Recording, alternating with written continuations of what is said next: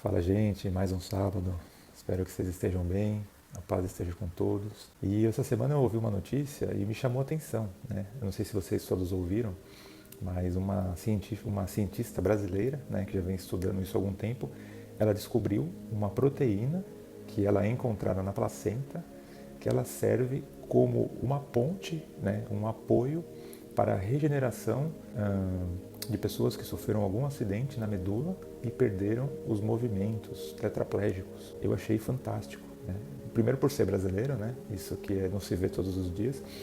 E o que mais curioso é isso, além das pessoas poderem andar, o formato dessa proteína, qual que é? Não sei se vocês ouviram falar, ela tem o formato de uma cruz. Curioso isso, né? E esse gancho eu estou deixando para a gente comentar a nossa leitura de hoje, tá? Ela está escrita no Evangelho de Lucas, no capítulo 23. Vamos ler a partir do verso 39 até o 43, se vocês quiserem acompanhar. Vamos lá. Um dos criminosos, antes, vamos voltar um pouquinho só. No verso 32, fala assim: E eram levados com ele 2 outros homens, ambos criminosos, a fim de serem executados. Isso, aí vamos à crucificação, né? No verso 39, então, vamos lá, voltando. Um dos criminosos que estava ali crucificado esbravejava insultos contra ele. Não és tu o Messias? Salva-te a ti mesmo e a nós também. Mas o outro criminoso o repreendeu, afirmando: Nem ao menos teme a Deus, estando sob a mesma sentença? Nós, na verdade, estamos sendo executados com justiça, pois que recebemos a pena que nossos atos merecem. Porém, este homem não cometeu mal algum. Então, dirigindo-se a Jesus, rogou-lhe: Jesus, lembra-te de mim quando entrares no teu reino. E Jesus lhe assegurou: Com toda certeza te garanto, hoje mesmo estarás comigo no paraíso. Forte, né? E eram levados com ele outros 2 homens, ambos criminosos, a fim de serem executados. Aqui a Bíblia não fala os nomes, né? Mas na tradição, se eu não me engano, um é Dimas, o outro é... Eu marquei aqui, quer ver? Um é Dimas, como eles definem como o bom ladrão, né? Ou seja, aquele que se arrependeu, que estava à direita, a Bíblia não fala isso, e Gestas, o que estava à esquerda, o que nem no momento ali da sua morte, da sua execução, ele se arrependeu e buscou algum reconciliamento, alguma reconciliação, no caso. Irmãos, temos poucos versos aqui, mas uma mensagem riquíssima em detalhes, né? Primeiro, porque foram 3 crucificados. A pergunta que eu faço para vocês é: por que Jesus ficou no meio, ficou um à sua direita e outro à sua esquerda? Não foi nada combinado, mas Cristo tinha que estar ali no meio de maneira que isso ficasse registrado simbolicamente. Porque aqui repito, na Bíblia não fala quem estava à direita e quem estava à esquerda. A cena dos 2 ladrões na cruz, ela é uma das revelações mais profundas do Evangelho, porque ela é rápida, mas ela concentra verdades como graça, juízo, arrependimento e salvação. Por quê? Porque ali, naquele momento, aquele ladrão que se arrepende, ele recebe o quê? Em primeiro lugar, graça, mediante ao quê? Ao situação de juízo que eles estão passando ali naquele momento, eles foram julgados, eles estão sendo executados, ou seja, eles estão mediante o juízo, né? Um se arrepende e consegue acessar a salvação, ou seja, é o que a gente sempre comenta aqui nos vídeos: a salvação não é pelas obras, a salvação é mediante a fé em quem? Em Cristo Jesus. Primeira pergunta que eu fiz para vocês: 3 cruzes, Jesus no meio, e aqui fala um de um lado, o outro do outro, de maneira simbólica, representando o quê? Todos passaremos pela morte. Quer você tenha se arrependido e feito um conserto, quer você não tenha se arrependido e nem procurado se reconciliar, né, meus irmãos? Você imagina o seguinte: ambos estavam próximos ali fisicamente de Cristo, mas nem por isso eles conseguiram uma conexão com Ele, porque a proximidade física, o que eu quero dizer com isso? Você pode ser uma pessoa muito religiosa, ou seja, você está sempre dentro da igreja, você procura sempre fazer uma série de rituais. Não que você não deva fazer isso ou fazer aquilo, cada um siga conforme o seu entendimento, está escrito assim, né? E levando a palavra e a graça de Jesus Cristo no centro. Só que se você não se arrepende de coração, você não alcança graça. Aí você fala assim: mas eu vou na igreja todo dia. Tudo bem, você pode até morar dentro da igreja. Só que se você não tiver um relacionamento com Cristo, você não vai conseguir a graça. Primeiro você precisa se arrepender. O ladrão, o criminoso, estava ali afrontando a Cristo, porque ele fala assim: se você não é o Messias, salva-te a ti mesmo e a nós também. Irmãos, tem pessoas que estão atrás de Cristo e do nosso Senhor apenas com interesses mundanos, físicos, financeiros, materiais, carnais. Eu te pergunto, como você está se relacionando? Você está atrás somente de bênçãos materiais ou você está atrás de um relacionamento verdadeiro? E esse criminoso, primeiro que ele afronta a Cristo e ele trata como se fosse um escárnio. Fala assim: você não é o Messias Todo-Poderoso? Então salva-te a ti mesmo e salva a gente. Como quem dizendo, faz alguma coisa. Ele não cria, ele não desenvolveu um relacionamento, ele não era amigo, ele era um criminoso que estava lá. E ainda naquele momento, ele ainda quis fazer uma afronta, como quem dizia: nossa, se você tem poder, sai daí e tira a gente daqui. Ou seja, eles tinham só um interesse. Ele não demonstrou um arrependimento nem pelo que fez e nem por estar ali vivenciando aquela situação com uma pessoa, no caso a pessoa de Jesus Cristo, Filho de Deus, que estava sendo crucificado injustamente. Contrapartida, o outro criminoso, o ladrão que estava do outro lado, ele responde: você não teme a Deus nem estando sob a mesma sentença.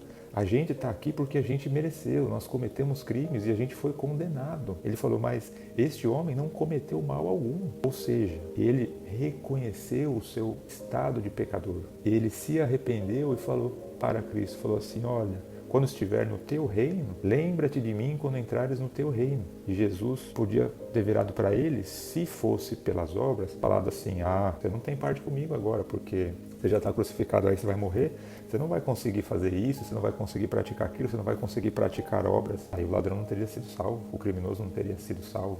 O pessoal fala bom ladrão porque não é que ele era bom porque ele praticou atos e ele foi julgado e condenado.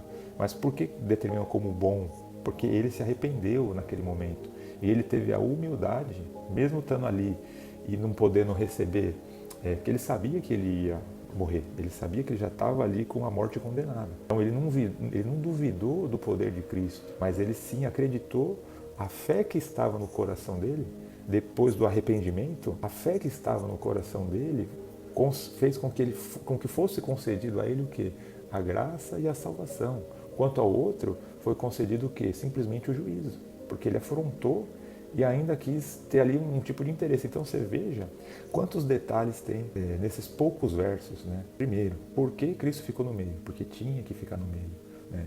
O próprio Senhor Jesus, ele tem uma parábola ali em Mateus, se eu não me engano, que ele fala que no final dos tempos serão separados os bodes das ovelhas. As ovelhas serão colocadas à sua direita e receberão o galardão, e os bodes serão colocados ao lado esquerdo, representando a ovelha é aquela alma que é mansa, que é humilde, que segue o pastor. O bode representando a rebeldia, a raiva, a agressão, tudo vai ser separado e não vai ganhar o galardão, mas senão o tormento eterno. Difícil, irmãos. Então, essa representação ela é muito pontual, mas muito simbólica, tem muitos significados aqui. Cristo ficou no meio porque ele separou do seu lado direito os que se arrependerem, do seu lado esquerdo os que não se arrependeram e ainda ficaram zombando dele. De novo, aqui não fala do lado direito e esquerdo, eu estou fazendo uma analogia, tá? Uma interpretação, comparando com a parábola que está em Mateus, que ele fala que as ovelhas para o lado direito e os bodes para o lado esquerdo. Não fala de um terceiro ladrão, ou seja, não tem como você ficar em cima do muro, não tem como você falar assim: eu creio, mas se ele não vier, não vou falar nada. Não. Ou você se arrepende, reconhece a sua situação, que você vai, todos nós passaremos pelo julgamento. Ali tem o que se arrependeu e o que não se arrependeu. Todos nós passaremos pela morte, a não ser aqueles que estiverem vivos no retorno de Cristo. Mas não é esse assunto de hoje. Todos os seres humanos que já viveram até o dia de hoje e já dormiram, ou seja, passaram pela morte, aguardam o tocar da última trombeta para ressuscitar, para o galardão ou para o tormento. Como é que é esse negócio, Tiago? Jesus falava por meio de parábolas, para que as pessoas ouvindo e aqueles que tivessem um real interesse e interesse puro de se relacionar com Cristo, eles entendessem a mensagem. Agora, aqueles que estão apenas atrás de interesse material, dinheiro, carro, casa, matéria, empresa e bens, esses vão ler essa mensagem e vai passar batido. Eu te pergunto, irmão, você já passou pelo arrependimento verdadeiro? A graça está aí, ela pode ser acessada. Não é com o seu esforço, não é com a sua mão, com o seu coração e a sua mente. Arrependimento. Comece a desenvolver o teu relacionamento com Cristo. Como que eu faço isso? Como que você se relaciona com Cristo? Essa primeira fala do primeiro ladrão aqui, do primeiro criminoso, que ele zomba. Ah, você não é o Messias? Então salva a ti mesmo e salva nós. Existem pessoas que se relacionam com Cristo e tratam ele como se fosse um caixa eletrônico.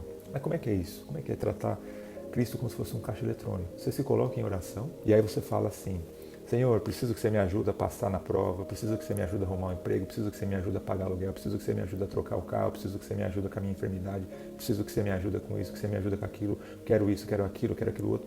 Parece um caixa eletrônico. Desculpa falar, mas é a realidade. Não todos. Existem aqueles que dobram o joelho e antes de pedir: Senhor, te agradeço pela minha vida, te agradeço pela saúde, pelo pão na nossa mesa, pelo teto na nossa cabeça, te agradeço pela família, te agradeço pelo emprego. Eu já fiz esse exercício e, irmãos, eu falo para você, é maravilhoso. Você construir um relacionamento como se ele fosse o seu verdadeiro e o seu melhor amigo. Você ter essa gratidão, ela vai te fazer você gerar esse relacionamento cada vez mais profundo. Não trata Jesus, não trata Deus como se fosse só um caixa, só pedindo.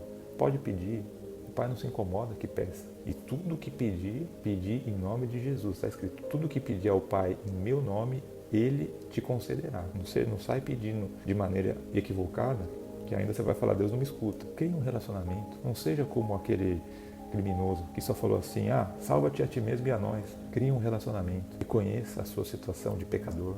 Reconheça que se não for pela fé e pela graça, ninguém vai ser salvo. Crie o relacionamento. A palavra de hoje é essa. Vamos desenvolver o nosso relacionamento com Cristo e vamos estar debaixo da graça. Fiquem na paz.